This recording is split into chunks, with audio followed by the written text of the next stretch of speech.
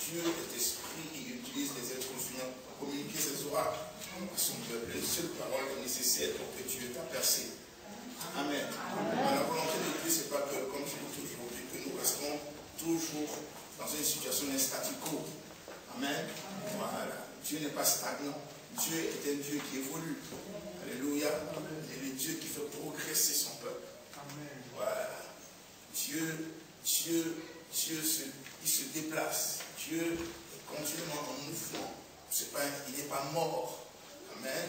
Et celui qui marche avec Dieu doit comprendre que sa vie a été engagée avec Dieu pour être un sujet d'influence, avoir un impact, capable de faire ce que certainement il n'aurait pas pu faire de lui-même, ou ce que son environnement n'aurait pas pu faire, ou ce que au niveau de sa famille n'aurait pas pu faire, ou au niveau de ses amitiés. Et donc nous sommes un peuple privilégié qui vivons les derniers temps de l'Église sur la terre. Ce peuple devra être capable de démontrer son Dieu, pas seulement au travers de la prédication de la parole de Dieu, au travers des œuvres. Alléluia. Dieu fait au travers de nos vies. Parce que Dieu lui-même déclare dans sa parole que nous sommes son ouvrage. Amen. Voilà. En anglais, c'est workmanship, chef-d'œuvre. Nous sommes son chef-d'œuvre. Alléluia. Voilà. Moi, je suis un chef-d'œuvre de Dieu. Le chef-d'œuvre est différent d'une œuvre qui est mal faite. Donc, je suis un chef-d'œuvre, une œuvre parfaite. Amen. Tu es un chef-d'œuvre, une œuvre parfaite.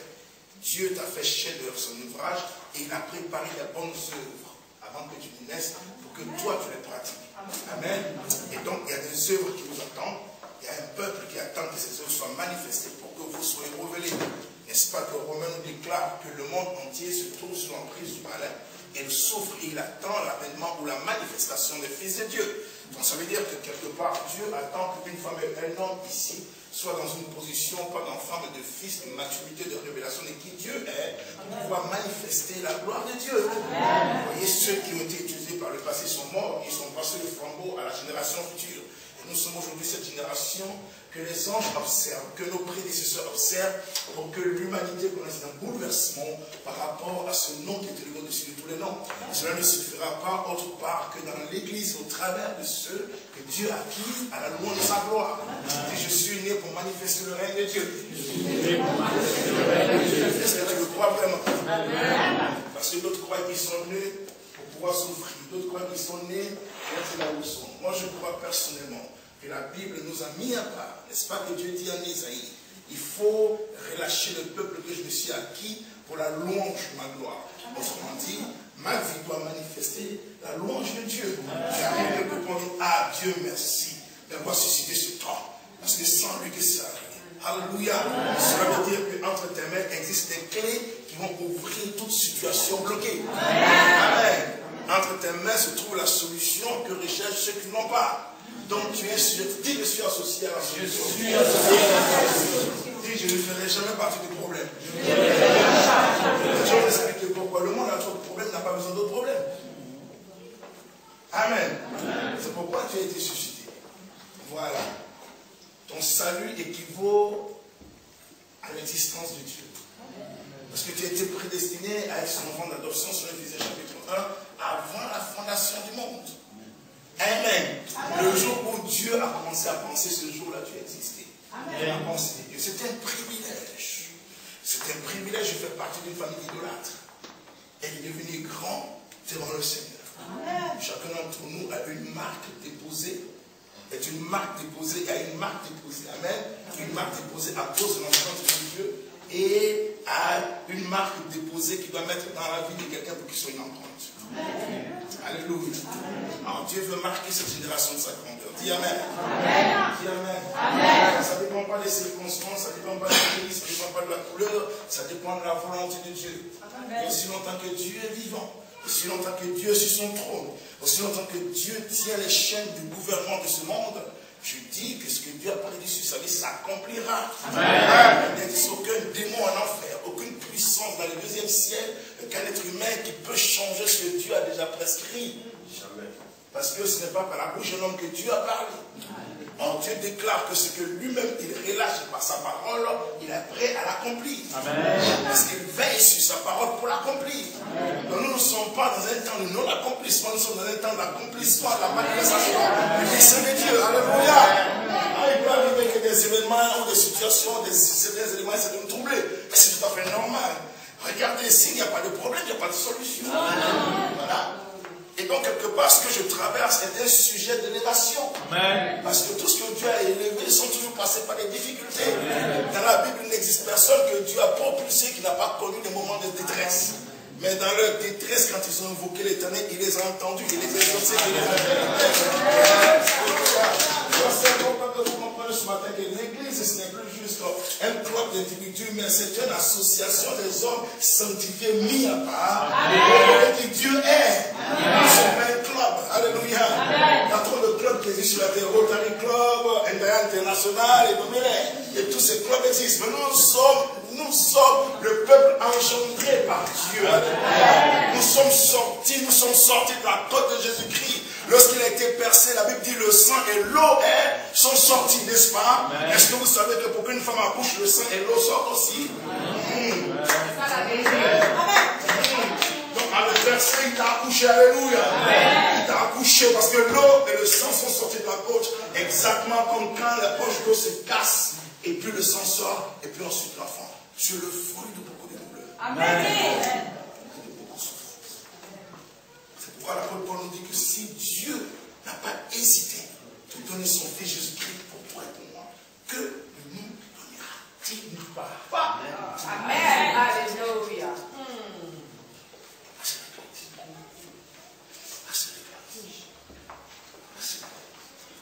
C'est l'église du grand. Amen. On vous enseigne pour que vous vous défendiez. Amen. Amen. Voilà. Parce qu'il y a un agresseur qui ne cesse pas d'agresser, il a besoin d'être agressé aussi. Amen. Amen. On n'a pas peur de lui. Alors, je vais vous enseigner ce matin et on va prier. D'accord? Amen. Les cœurs sont disposés. Nous sommes des chrétiens sérieux avec Dieu. Amen. Oui, il y a la réussite pour tout un chacun. Amen. Il y a la réussite pour chacun d'entre nous. En Jésus, on n'échoue pas. Amen. Celui qui échoue en Jésus, c'est qu'il n'est pas en Jésus. Sinon, où il nous envoie maintenant, il n'y a plus d'échec. Parce que si l'échec veut se manifester, on a autorité sur eux. Je veux dire, on a autorité sur tout. Même le temps, les saisons. Amen. Amen. Dieu dit Amen. Amen. Alors, deuxièmement, je vais enseigner aujourd'hui. J'avais commencé un message sur les richesses là. Mais Dieu m'a mis à cœur de toucher cet élément. Et en fait, c'est inclus dans des forces qui empêchent que les gens prospèrent. Ok? Il faut que vous prospériez. Amen. Il faut que vous réussissiez ici en Hexagone. Parce que de votre succès dépendra le règne et la gloire de Dieu. Amen. Amen. Je vous encourage à désirer réussir. Ne soyez pas stagnant dans vos têtes. Ne vous contentez pas du peu que vous avez ou que vous êtes. Un enfant de Dieu doit être insatisfait. L'envie est une mauvaise chose, mais l'ambition de devenir quelque chose n'a jamais été mauvaise. Amen. Donc, il y a quelqu'un, il faut que tu aies une ambition. Ne laisse pas tes rêves mourir. Parce que Dieu veut que tu sois grand. Ne me dis pas, j'ai déjà vieilli. Non. Parce que Sarah, même à un certain âge, était grande de mon frère. Donc, il n'y a pas d'âge. Alléluia. Lévitique chapitre 20. Léviticus. C'est le troisième livre. Genèse, Exode, Lévitique. Amen. Lévitique, c'est le livre qui régit la loi. Amen. C'est le livre qui contient toute la loi des prêtres. Chapitre 20. Amen. Voilà. C'est la loi des sacrificateurs. C'est le livre des sacrificateurs. Amen. Donc c'est notre livre à nous. Parce que selon le livre de Pierre, nous sommes tous sacrificateurs de Dieu. Amen. Alors, Lévitique chapitre 20. Je vais traiter un élément qui perturbe tous les êtres humains. Et qui aussi voleur la prospérité, le bien-être des enfants de Dieu. Le verset 27 dit, et ça c'est Moïse qui prescrit, il dit, si un homme ou une femme ont en eux l'esprit d'un mort ou un esprit de divination, ils seront punis de mort, on les lapidera, leur sang retombera sur eux. Seigneur, merci pour ta parole. Tu sanctifies, Seigneur, mes lèvres, tu sanctifies ta parole ce matin. Et tu sanctifies ta parole à la vie de ton peuple, pour que chacun puisse tranquillement recevoir son grade, puisse être capable de se libérer Seigneur de ses esprits pour être capable de rentrer dans sa destinée. Parce que c'est ce que tu veux. Pour mettre en toute la gloire, tu puisses poser les cœurs pour que ton onction puisse être fluide, sans obstacle, pénétrer les vies pour restaurer les âmes. Au nom puissant de Jésus-Christ. Amen. Amen. Donc il dit, si un homme ou une femme ont en eux l'esprit d'un mort ou un esprit de divination, ils seront punis de mort. On les lapidera et leur sang retombera sur eux. C'est parce que le Seigneur Jésus nous dit de faire Amen. Voilà. Dans l'Ancien Testament, il fallait les lapider. Bon, je vais peut-être vous expliquer pourquoi. Mais bon, aujourd'hui, ce n'est pas nécessaire. Actes des Apôtres, chapitre 16. Acte 16, allez-y. Actes des Apôtres. Actes des Apôtres, chapitre 16. Ok. On va essayer de vous enseigner, poser les fondements par la grâce de Dieu. Et vous allez apprendre à vous défendre. Actes des Apôtres, chapitre 16. Acte 16. Verset 16. La Bible dit, comme nous allions au lieu. Alors, je veux que tout le monde y soit. Vous n'avez pas que je vous ai dit que Jésus est un dida. Amen. Parce que je peux vous dire que Jésus est un dida. Comme le pasteur Franck. Comme nous Acte 16. Comme nous allions au lieu de prière, une servante qui avait un esprit de python et qui, en devinant, procurait un grand profit à ses maîtres, vint au-devant de nous et se mit à nous suivre, Paul et nous. Elle criait, ces hommes sont les serviteurs du Dieu très haut et ils vous annoncent la voie du salut. Elle fit cela pendant plusieurs jours. Paul, fatigué, se retourna et dit à l'esprit, je t'ordonne, au nom de Jésus-Christ, de sortir. Et il sortit à l'heure même. Amen. Alléluia. Vous voyez, Paul ne l'a pas lapidé. Amen. Le petit veut qu'on la lapide. Mais Paul ne l'a pas lapidé. Parce que Paul est sous un différent régime. Amen. Il a lui-même écrit Éphésiens 6 pour dire que nous n'avons pas à lutter contre la chair et le sang. Nous luttons contre les principautés, les dominations, les esprits méchants dans les célestes, les princes du monde des ténèbres. Amen.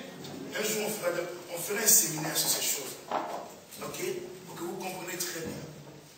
Pour que vous compreniez, parce que la plupart des Africains ont peur de la sorcellerie. N'est-ce pas? Ils ne comprennent pas la sorcellerie, tout le monde.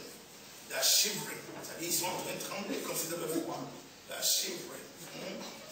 Mais en réalité, vous voyez, la sorcellerie se trouve vraiment au bas niveau de l'échelle des autorités des puissances infernales. C'est vraiment le dernier niveau. Amen. Oui, mais bon, on aura le temps de vous expliquer ces choses-là. Pour que vous n'ayez pas peur de ces choses. Parce que tous les Africains ont peur. C'est pourquoi d'autres ont peur même d'aller dans leur village. Si je vais là-bas, ils vont me manger. Hier, je vous ai dit, il y a viande qu'on mange, il y a viande qu'on mange pas. Il y a chair qu'on mange, il y a chair qu'on mange pas. Amen. Amen. Oui, il y a des chars qu'on peut même manger. Voilà. Nous faisons partie de ces chairs-là. Amen. Cette chair-là, je ne peux pas la manger. Oui. Même pas vouloir même toucher à un ongle de cette chair. Et donc, Paul n'a pas lapidé, c'est une parenthèse, hein. Paul n'a pas lapidé cette femme. Ok? Mais il a ordonné à l'esprit de la lâcher. Alors, comment est-ce que la Bible appelle ce type d'esprit? Tout à l'heure, on a parlé d'une personne qui a en elle un esprit de mort. Ok? Ou un esprit de divination. Ici, dans le Nouveau Testament, on le définit comme un esprit de python.